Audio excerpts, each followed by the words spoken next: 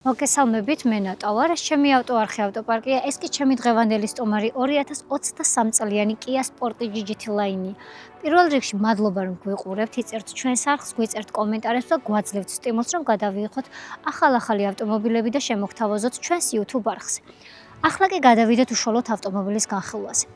პირველ რიგში გეტყვით იმას, რომ ავტომობილი აღჭურვილია 2-დან 0 ბენზინის ძრავით, გამოიმუშავებს 159 ცხენის ძალას და აქვს 4 ცილინდრი, 159 ცხენის ძალა. რომ გითხრათ, რომ ბევრია, მოგატყუებთ. ავტომობილი მერყეობს სადღაც 1500 კილოგრამიდან 1700 კილოგრამამდე და 159 ცხენის ძალამ რა გინდა რომ ათრიოს, ანუ ძალიან ცოტაა. მაგრამ ნუ აქვს ეგრე და ჩვენ ვერაფერს ვერ შევცვლით. უშუალოდ ვიზუალურ მხარეზე თუ გადავალთ, მე პირადად ძალიან მომწონს, ცუდი ნამდვილად არ არის, პირდაპირ კონკურენტებს თუ შევადარებთ, არც მათ არ ჩამოუვარდება ვიზუალური მხარით, თუ მეტი არ არის. ავტომობილის ფარებზე დატანილი აი ეს დიდი ჭრილი მე პირადად მიტოვებს ბუმერანგის თავეჭდილებას, რაც ძალიან უცხოა ავტომობილში რომ გამოიყენო ეს ყველაფერი. ასევე გვაქვს ორი ლინზა, რომელიც განლაგებულია ზედა და ქვედა მიმართულებით, რაც ძალიან კარგი და ლამაზია. ასევე გვაქვს კიდევ ერთი დამატება აი აქ. ესეც ამდიდრებს უფრო ამ ყველაფერს. ამ ცხაურას ინსპირაცია იყო ვეფხვის ცხვირი. უნდათ შეექმნათ ვეფხვის ცხვირისებური ცხაურა, რომ შეხედავ თითქოს აი ამ ჭრილებით გავს, მაგრამ ვეფხვობის რა მოგახსენოთ, რა ვიცი. დიდი ვერაფერი მოკლედ. აი ეს ნიკელისებური დამატება ძალიან უხდება, ორიგინალურია, ასევე გვაქვს პარკინგები, რაც კარგია და აუცილებლად უნდა ჰქონდეს და ნუ კამერა. დისკები აყენია 19-იანი და თავიდან ეს ავტომობილი მეპატრონემ რომ შემომთავაზა, რომ გადამეღო.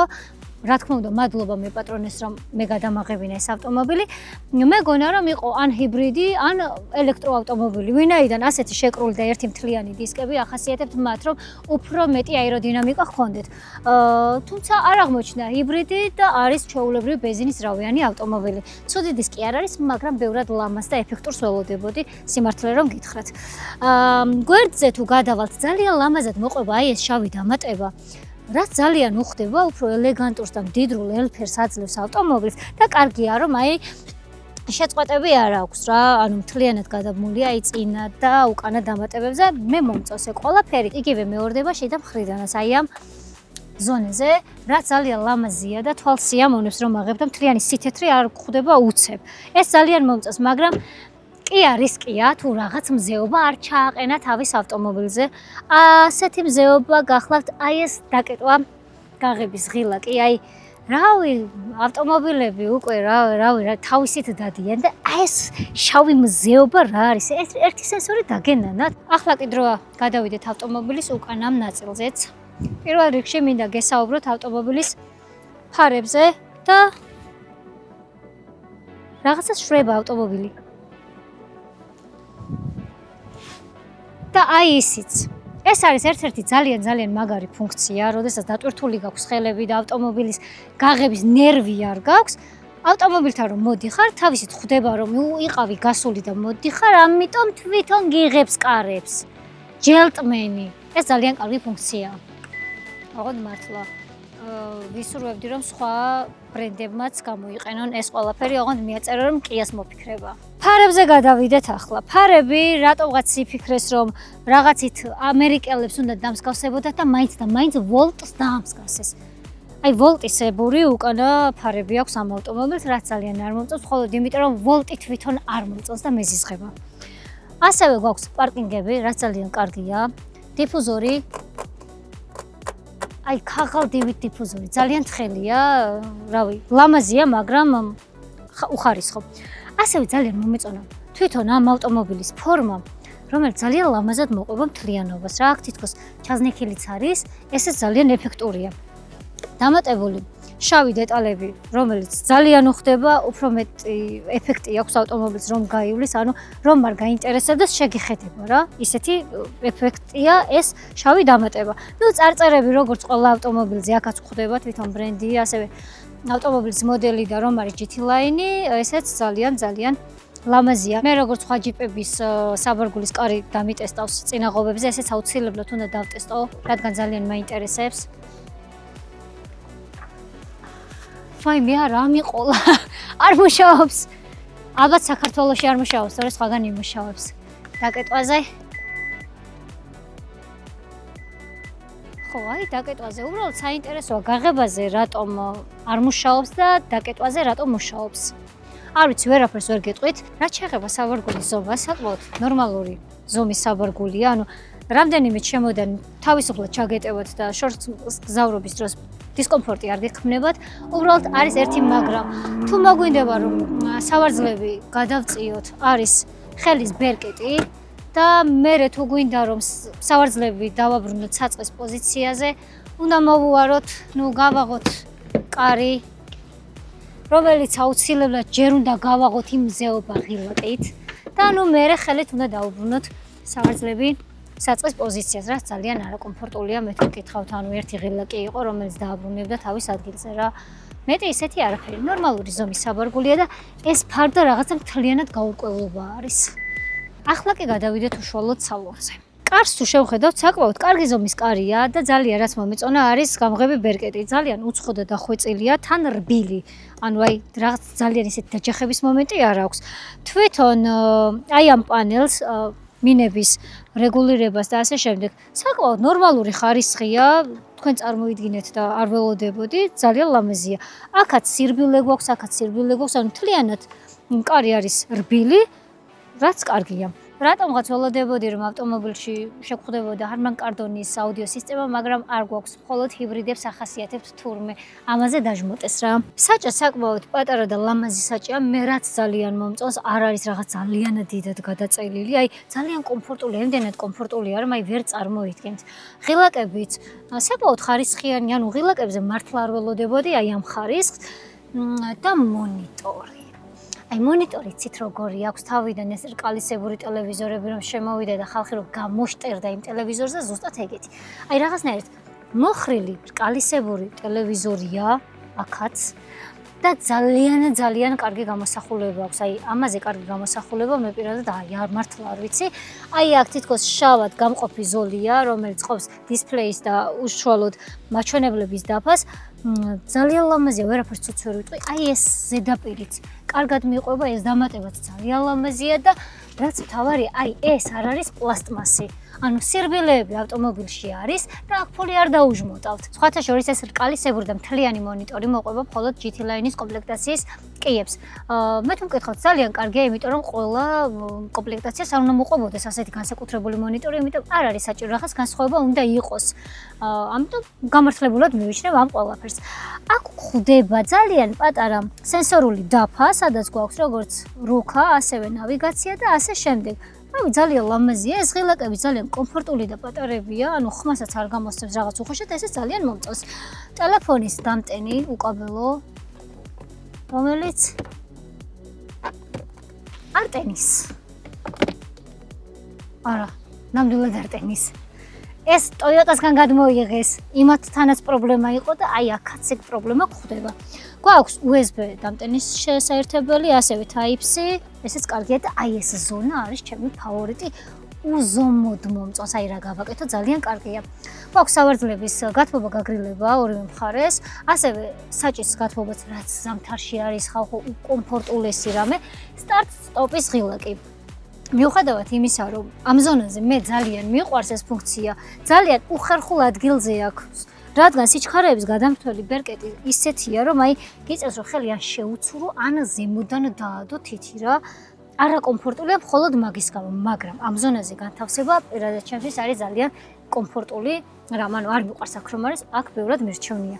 და სიჩქარეების გადამთვლელი ბერკეტი უკვე ვახსენე და გეტყვით, რომ აი არაჩვეულებრივია, აი ძალიან ლამაზია, გვერდიდან გვაქვს ღილაკი, რომელსაც მივეწვევით და ვაგდებთ სასურველ რეჟიმში. და კიდევ ერთი კარგი ფუნქცია, რაც კი ამ ჩაამატა ამ ზონაში არის ის, რომ როდესაც რაიმე დიდს ვდებთ, მაგალითად იქნება ბოთლი ან ჭიქა და ასე შემდეგ, აქვს ის ფუნქცია, რომ თავის ზომაზე ეს ყველაფერი მოათავსოს. მაგრამ აი თუ მაგალითად ჭიქაში ასხია ცხელი ყავა და გვინდა რომ ეს ამოვიღოთ, ძალიან არაკომფორტულია, იმიტომ რომ აი წარმოიდგინეთ, მთლიანად არის შემოტარებული აი ეს პლასტმასი და იჭერს ამ ჭიქას რა, შეიძლება გადაგესხას. ერთის მხრივ კარგია, მაგრამ ერთის მხრივ დისკომფორტია. სხვა ისეთი არაფერი, ორივე მხარეს ასე გვაქვს, აქ პატარა სათავსო, აქაც ძალიან პატარა სათავსო მინდა გითხრათ. აქაც პატარა სათავსო, პატარა სათავსოები გვაქვს, არც ისე დიდი. რაც შეეხება სავარძლებს, ძალიან ლამაზია, კომფორტულია და რატომ? გვაქვს ალკანტარას და ტყავის კომბინაცია, რაც ძალიან კომფორტულია რა. ძალიან ლამაზია ყველაფერთან ერთად. აქ გვაქვს GT Line-ის აღნიშნული წარწერა, ესე ძალიან უხდება სპორტულია, უფრო მეტ სპორტულობას მატებს. ჩემი და პანორამების დამოკიდებულება იცით. ამ ავტომობილშიც გვხვდება მთლიანი პანორამა, რომელიც გაყოფილია ორ ნაწილად. ძალიან ლამაზია. აი, ვამბობ, რომ ეს ავტომობილი რომ ვნახე, ამდენ კარგ ფუნქციას არ ველოდებოდი რა, მეგონა რაღაცა ჩვეულებრივი აფასიანი ჯიპი, რომელიც იყო ძალიან დაბალ ფენაზე გათვლილი. თუმცა ეგ არ მოხდა და იმედები გამიცრუდა კარგი გაგებით. მზის ფარდას თუ შევხედავთ, ღმერთო, იმ ხელა სარკეა, შეგიძლიათ რა გაცვიათ, ისიც კი დაინახოთ. აი, ძალიან დიდი სარკეა მართლა. კარგია მომწონს. და ნუ შუქი ავტომატურად არ ინთება და ჩვენს გემოზე ვრთავთ და ვთიშავთ ყველაფერს. აი ეს ზონა, აი ცოტა გაურკვეველია მგონია რომ სტომატოლოგთან ვარ და ზემოდან დამყურებს ექიმი და რაღაცეები უნდა იჩალიჩოს რა, ისეთი განათებები მოყვება. ლამაზია, ცუდი არ არის, ფორმა ძალიან კარგია, უბრალოდ აი ამ ნათების ნათურებს შევცვლით. მეტი არ ვფიქრობ. ჭერი თლიანად რბილია და ძალიან კარგი, აი გვერდები, წინ ყველაფერი, აი ტყავი და სირბილე ამ მანქანაში არ დაიშურეს.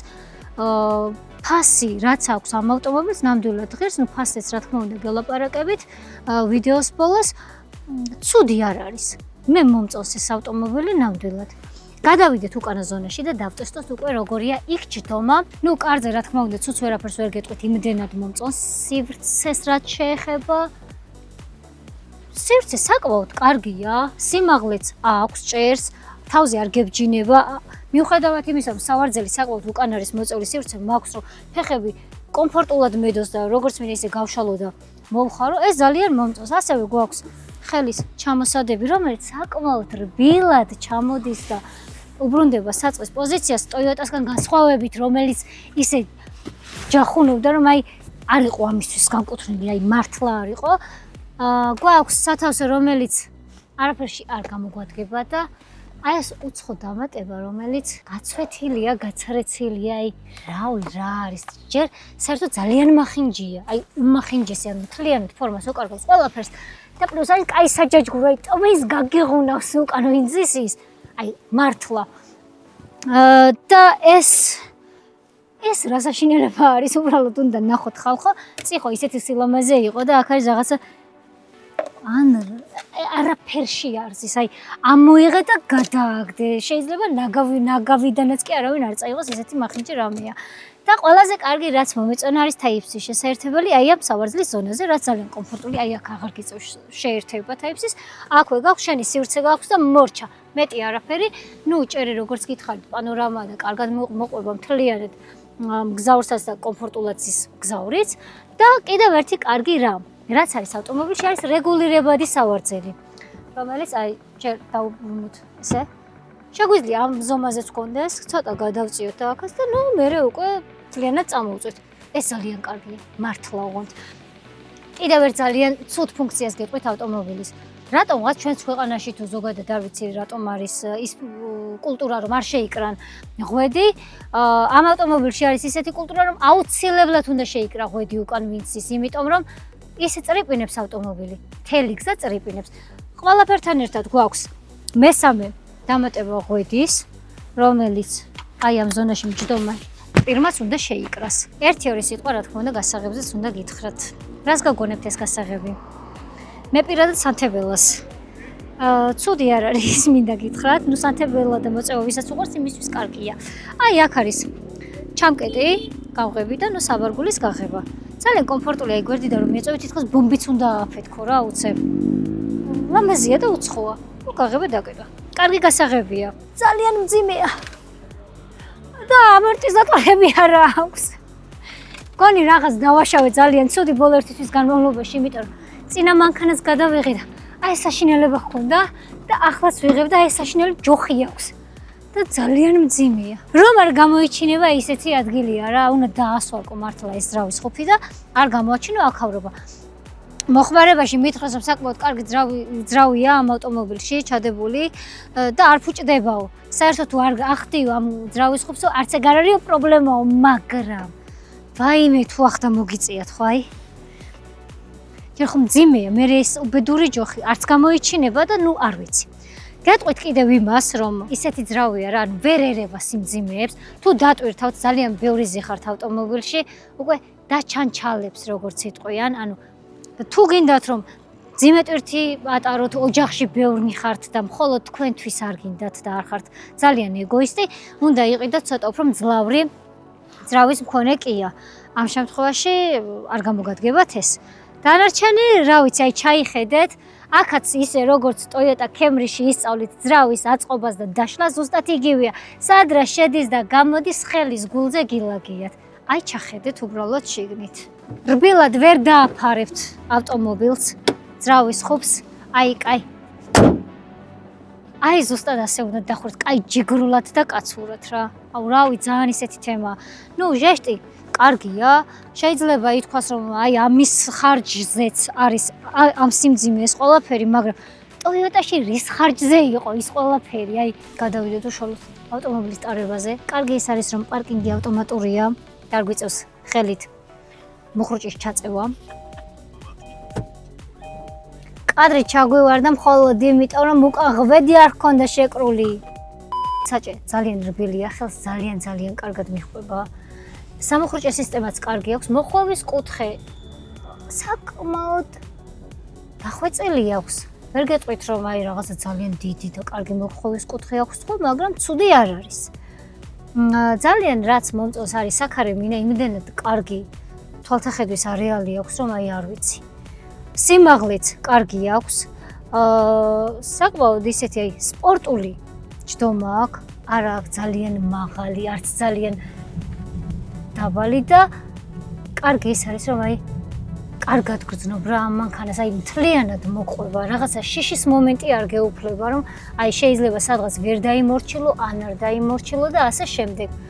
ესეც ძალიან კარგია ამ ავტომობილში. ხმის იზოლაციაც შვენიერი, არის მის რაღაც ძალიან დიდი ხმაური, მიუხედავად იმისა, რომ აი ძალიან ცუდი საფარის გზაზე მოძრაობთ. ქალაქში წვავს სადღაც 10-12 ლიტრას, და გვააჩნია კიდევ ადამიანი როგორ მოძრაობს ამ ავტომობილში, შეიძლება უფრო მეტიც კი დააწვევინოს, ან უფრო ნაკლები. ხოლო ტრასაზე როცა გადიხართ, წვავს სადღაც 8-დან 10 ლიტრამდე. რაც საკმაოდ კარგი მაჩვენებელია. მძიმე ავტომობილი და არ არის სუდი. რაც შეეხება საფასო კატეგორიას, საქართველოში ამ ავტომობილის ფასი მერყეობს სადღაც 25-დან 27,000-ის ფარგლებში. მე პირადად ამ საფასო კატეგორიაში შეიძლება სხვა ავტომობილი მიყიდა. უბრალოდ კარგი ის არის, რომ როცა ამ თანხას იხდი მსგავს ავტომობილში ყიდულობ სრულიად ახალ ავტომობილს და არა ცოტა დაბალი წლოვანების მანქანას. ერთადერთი ეგ არის. დანარჩენი ძალიან კარგია. სხვათა შორის ცოტა ხისტი არის, ვერ მოგატყუებთ რომ აი ძალიან რბილად დადის, ხო? დაკიდების სისტემა ამორტიზატორებზეა და არ არის ბალიშებზე, რაც რა თქმა უნდა კიდევ ერთი მინუსია ავტომობილზე რბილად ვერ დადის მაგის გამო, ერთადერთი ეგ არის. დანარჩენი მანევრირება საკმაოდ კარგი აქვს. მე პატრონი მითხრა რომ ამით არსად არ დარჩენილა. ანუ თუ სადმე მოისურვებთ წასვლას, შვენიერი ავტომობილია. ამ ავტომობილს მოიხსენიები რომ აი საოჯახო SUV-ია და აი მაგისთვის მართლა იდეალური ავტომობილია რა, აი ძალიან კარგია. კამერების ხარისხსაც მინდა დააკვირდეთ, აი იდეალური გამოსახულება აქვს, არის იშვიათად შემხვედრია მე ამ გამოსახულების კამერა ავტომობილზე. ვინაიდან ავტომობილი არის საოჯახო SUV და ხშირად გვიწევს უკანა ზონაში ჯდომაც, ახლა უნდა დავტესტო თუ როგორია აქ ჯდომა და მგზავრობა. პირველ რიგში ის რომ სავარძელი ძალიან მაღალია და წინ ვერაფერს ვერ ვხედავ. აი ვერაფერს. ჩემი თვალთახედვის არეალი არის აი ეს გამოწეული პლასტმასი. და ახლა მაინტერესებს რატო ეჯგურებიან ამას. ხო აი გადასვლების დროს ძალიან კომფორტულია. აქ აღარ ხარ ჩამოკიდებული, არც კარს არ ებჯინები. აი ამას. ცუდი არ ყოფილა. თურმე საჭირო დამატება, მაგრამ მაინც მახინჯია. აი თვითონ ჯდომას რაც შეეხება არის ძალიან კომფორტული რა, აი რასაც წინ გრძნობ სირბილის კომფორტს იგივეა უკან, არაფერი არ გაწუხებს, აი სივრცე გაქვს იდეალური, აი გადასვლების დროსაც ძალიან რბილია, ბევრი უფრო ძვირიანი და უფრო ბრენდული ავტომობილიც კი არ დადის აი ასე რბილად, როგორც ეს ავტომობილი, რაც ძალიან მომეწონა. ავტომობილს ერთი ძალიან კარგი ფუნქცია აქვს, ეს არის მატრიცული ფარების განლოგება, რაც ხელს გვიწყობს იმაში, რომ ზედმეტი მოძრაობები არ ვაკეთოთ და თვითონ ფარებმა გააკეთოს თავისი გასაკეთებელი. ანუ წინ მომავალ მანქანას ღამის პერიოდში თვითონვე ააცილოს შუქი. კიდევ ერთი ძალიან კარგი ფუნქცია, რაც კი ამ დაამატა ავტომობილს, არის ის, რომ თუ უკან რამეს ვეჯახებით, ავტომობილი თავისთვის თვითონ ამოხრუჭებს. წინ დამოხრუჭება, ანუ წინ თუ გვაქვს დაბრკოლება, ეგ უკვე სიახლეს აღარ წარმოადგენს, ვინაიდან ძალიან ბევრი ავტომობილზე გვხვდება, მაგრამ ეს პირადად ჩემთვის სიახლე იყო და ცოტა შოკიც, როცა ეგ მოხდა, ცოტა გავოცდი და გამიკვირდა, იმიტომ რომ მე არ დამიმოხრუჭებია და თურმე ავტომობილმა თვითონ დაამოხრუჭა. ეს ყველაფერი ძალიან მომწონს. პირადად ჩემი შთაბეჭდილება ამ ავტომობილზე არის ის, რომ ფულს ნამდვილად გადავიხდი. ყველაზე კარგი ის არის, რომ ვიზუალურად ძალიან ლამაზი ავტომობილია და ვერ ვიტყვი, რომ აი რა არის ფული რაში გადავიხადო. შიდა სივრცესაც თუ შევხედავთ ძალიან ლამაზია, ელეგანტური და დახვეწილია ყველაფერი. თვითონ მაჩვენებლების დაფაც ძალიან კარგია. უბრალოდ თანხა მაინც მეძვირება რა. ერთადერთი ის არის, რომ ახალი ავტომობილი, მაგრამ აი სულ იმას ვამბობ მე, ჩემთვის რაღაც 2023-ან მანქანაზე ვიჯდები თუ 2018-იანზე არსებითი მნიშვნელობა ასე არ აქვს. ჩემთვის მთავარი ცოტა სხვა მახასიათებლები და სხვა ვაიბებია, რაც ავტომობილმა უნდა მოიტანოს. ერთადერთი ეგ არის. 30-ის ფარგლებში მე შემიძლია ძალიან კარგი და საკმაოდ ასეთი მძლავრი Mercedes-ი ვიყიდო, ან BMW ვიყიდო, ან კიდევ სხვა მარკის წარმომადგენლები. და არა სიტყვაზე Kia, რომელიც აღჭურვილია 2-0 ძრავით, მაგრამ კიდევ ერთხელ ვამბობ, ეს ავტომობილი არის საოჯახო ავტომობილი, SUV, რომელმაც უნდა მოემსახუროს ოჯახს. ამ შემთხვევაში გამართლებული და კარგია.